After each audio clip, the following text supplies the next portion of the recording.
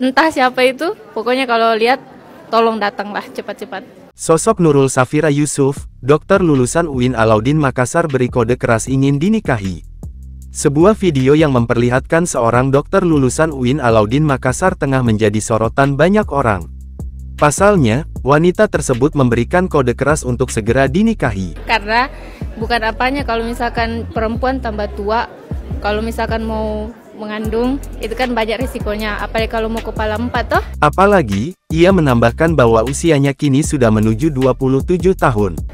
Jadi kode keras untuk siapapun, entah siapa itu, pokoknya kalau lihat, tolong datanglah cepat-cepat. Diketahui, wanita tersebut bernama Nurul Safira Yusuf.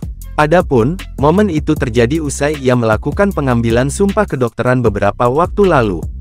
Pengambilan sumpah itu dilakukan Nurul bersama 13 orang rekannya. Kini, video tersebut pun viral usai diunggah dalam akun TikTok @official.uinalauddin, pada Jumat tanggal 26 April tahun 2024.